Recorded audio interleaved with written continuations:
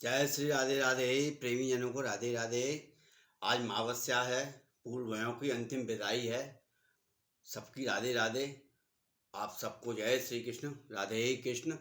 श्री हरि विष्णु की स्तुति है।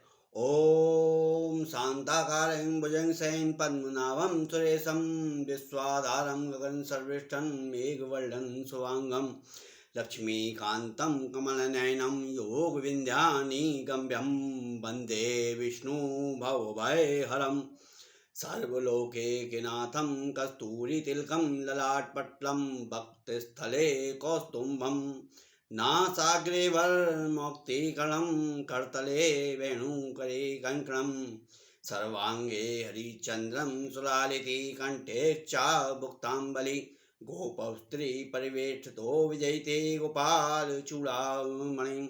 ओम नमो नारायण हरि की जय। भगवान विष्णु के भगवान कृष्ण कहते हैं मृत्यु ईश्वर की देन है। मृत्यु ईश्वर की देन है। मृत्यु जीवन का अंतिम पड़ाव है। जब हमारे निकटतम रिश्तेदार या मित्र कोई भी हमें दुखों से नहीं बचा सकता, कोई भी रिश्तेदार नातेदार मिलने वाला जुलने वाला घर के कोई हमें दुखों से नहीं बचा सकता, तब वही हमें सांसारिक दुखों से मुक्त करती है। भगवान श्री कृष्ण ने अर्जुन के मोह को दूर करने के लिए बताया था कि संसार में हर प्राणी की मृत्यु एक अटल सत्य है, तो फिर इसके प्रति इतना भय क्यों? जिस प्रकार सोने से शरीर, आप जब सहन करते हैं, सोने से शरीर को आराम मिलता है, परंतु प्राण को आराम मृत्यु के बाद ही मिलता है, महानिद्रा से ही मिलता है, जिसे परम शांति भी कहा जाता है। मृत्यु के भाव पर विजय प्राप्त करने के लिए मनुष्य को जीवन में संयम बरतना चाहिए। इसके लिए सनातन धर्म के वर्ण आश्रम की एक व्यवस्था बनाई गई है, जिसमें ब्रह्मचर्य, गृहस्थ, वानप्रस्थ तथा संन्यास आश्रम है। अब आदमी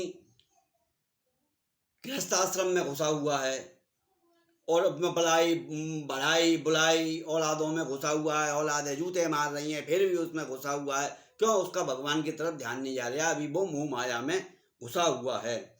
संसार संन्यास आश्रम है। इस व्यवस्था में मनुष्य अपने नियत कर्मों को करते हुए धीरे धीरे मोह माया से अलग होता हुआ अंत समय स्थिति में पहुंच जाता है, क्योंकि ये सब मोह माया है। मैंने आपको बताया था, ये सब दिखावटी माया है। सम स्थिति में पहुंचने के लिए पहले मनुष्य को धीरे धीरे ईश्वर के प्रति गहरी श्रद्धा उत्पन्न करके भगवान के ऊपर विश्वास और श्रद्धा, अटूट विश्वास करना चाहिए। श्रद्धा उत्पन्न करने का प्रयास करना चाहिए। इस प्रकार वह इंद्रियों को नियंत्रित करके एक मोह माया से दूर होकर अपने आत्मा के साथ रहने लगता है, जिसे आत्म साक्षात्कार कहा जाता है। असली पूजा यही है, अपने आत्म साक्षात। शरीर के अंदर ही सारे देवता हैं। तुमने अपने को पहचान लिया, समझ लो परमात्मा को पहचान लिया। लगता है आत्मा साक्षात्कार कहा जाता है। यह ऐसी स्थिति है जब वह अपनी स्वयं के आत्मा से पहचान स्थिति कर लेता है और जान जाता है कि वह शरीर नहीं, केवल आत्मा है, और मृत्यु केवल शरीर की ही होती है, आत्मा की नहीं होती है। अजर अमर हैं। रविन्द्रनाथ टैगोर के अनुसार मृत्यु का भय मिटाने के लिए मनुष्य को मृत्यु से पहले ही अपनी मृत्यु कर लेनी चाहिए।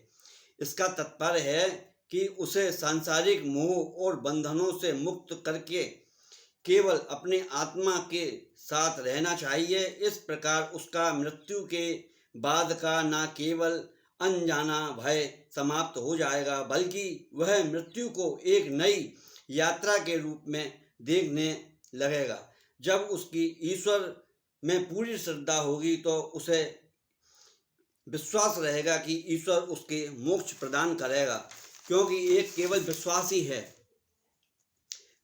ही है। माँ ने कहा ये तेरे पिता हैं, तो एक केवल विश्वासी तो है ना। तो ऐसे ही तुम्हारे बुजुर्गों ने, सनातन धर्म ने, गृहस्थ ने, वो ग्रंथों ने, सबने कहा ईश्वर है तो ईश्वर है।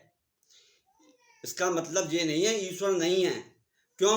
इसका एक सीधा सा प्रमाण है, जो आप श्वास ले रहे हो ना, तो समझ लो परमात्मा है। और जिस समय तुम्हारी श्वास लेना बंद हो जाएगा तो समझ लो जय श्री राधे हो गई उनकी तो पहुंचने की तैयारी। इसलिए मैं सबसे यही कहता हूँ, भगवान विष्णु की पूजा करें, आनंद में रहें, किसी का जी ना दुखाएं, किसी को परेशान ना करें, सबको मस्त मस्त होने दो, आप भी मस्त मस्त रहो और सबको मस्त मस्त रहने दो। हनुमान जी की पूजा करो, हनुमान चालीसा का पाठ करो, 5 गुलाब के फूल लेके हनुमान जी के मंदिर में जाओ और बैठ के हनुमान चालीसा का मन एकाग्रह करके हनुमान चालीसा का पाठ करके और एक पुष्प चढ़ाओ, फिर हनुमान चालीसा पढ़ो, फिर एक पुष्प चढ़ाओ। तुम श्रद्धा से करो तो सही, देखते कैसे संकट दूर नहीं भागेगा, परेशानी दूर नहीं भागेगी। आदमी को चाहिए पुरसा हुआ, गुरु जी के पास चला जाऊं, गुरु जी आशीर्वाद दे दें और मेरा काम हो जाए। नहीं भाई, रोटी खानी है तो मुँह को हाथ पैरों को तो चलाना पड़ेगा। इसलिए जब तक आप कर्म नहीं करोगे, जब तक कुछ नहीं मिलेगा, ना कुछ होगा, सब व्यर्थ में ही चला जाएगा। तुम गुरु जी के पास जाओ, आनंद लो, चरण पूजा करो उनकी, और उनसे, संतों के सत्संग से, ग्रंथों से, मोबाइल से, टीवी से सीखो, अच्छी चीज़ सीखो। क्योंकि मैंने कल कहा था, जो दरवाजा खटखटाओगे वही चीज़ मिलेगी। उसके उदाहरण के तौर पर जैसे टेलीविज़न हुआ, ये मोबाइल हुआ, मोबाइल के अंदर सब चीज़ हैं, हर चीज़ नहीं है, क्या चीज़ नहीं है जो मोबाइल के अंदर नहीं है। मगर अब ये तुम्हारी चॉइस और तुम्हारी पसंद है, उसमें कौन सा बटन दबा के क्या चीज़ देखना पसंद करोगे। ऐसे ही ये संसार है, संसार एक बहुत बड़ा मोबाइल है ये।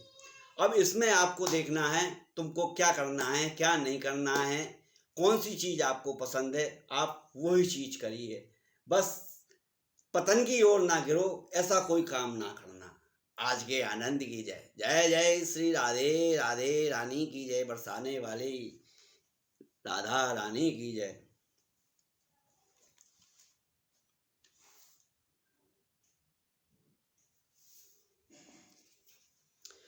अभी मैंने भगवान विष्णु की जो स्तुति सुनाई थी, शांताकारं भुजंग, इसका अर्थ है जिसकी आकृति अतिशय शांत है, जो शेष नाग की सैया पर शयन किए हुए हैं, जिनकी नाभि में कमल है, जो देवताओं का भी ईश्वर और संपूर्ण जगत का आधार है, जो आकाश के सदृश सर्वत्र व्याप्त है, नील मेघ के समान जिसका वर्ण है, अतिशय सुंदर जिसके संपूर्ण अंग हैं, जो योगियों के द्वारा ध्यान करके प्राप्त किया जाता है, जो संपूर्ण लोगों का स्वामी है, जो जन्म मरण रूप भय का नाश करने वाला है, ऐसे श्री लक्ष्मीपति कमल नयन विष्णु भगवान को सिर से बारंबार प्रणाम करता हूँ।